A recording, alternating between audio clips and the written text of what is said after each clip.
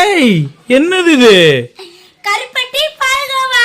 கருப்பட்டி பால்கோவா? என்ன தினுசு தினுசா பண்ண ஆரம்பிச்சிட்ட? நான் தான் அன்னைக்கே சொன்னல இனி என்னென்ன வரப்போகுது அப்படின்னு சொல்லி.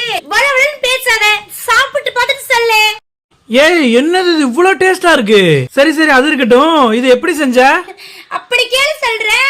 முதல்ல கருப்பட்டி எல்லாம் தட்டி அளவான பாத்திரத்துல பாக ரெடி பண்ணி வடிகட்டி எடுத்து வச்சுக்கணும். அப்புறம் இன்னொரு பாத்திரத்துல 1 லிட்டர் பாலை ஊத்தி பால் பொங்குனதுக்கு அப்புறம் சிம்லையும் அயிலையும் மாத்தி மாத்தி வச்சு கலக்கிட்டே இருக்கணும். பால் நல்லா சுண்ட காய்ச்சதுக்கு அப்புறம் ஏற்கனவே நம்ம ரெடி பண்ணி வச்சுக்க கருப்பட்டி பாக உள்ள ஆட் பண்ணிக்கணும். கருப்பட்டி பாக உள்ள ஊத்துறதுக்கு அப்புறம் விடாம கரண்டியில கிளறிக்கிட்டே இருக்கணும். ஓரளவு கட்டியான பாக வந்ததுக்கு அப்புறம் தட்டி வச்சிருக்க ஏலக்காவை தூவி விட்டு தேவையான அளவு நெய் ஊத்திக்கணும்.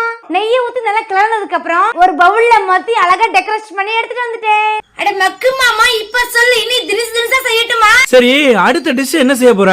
அஸ்கு பிஸ்கு அதெல்லாம் சீக்ரெட். அடுத்த வீடியோல தெரிஞ்சு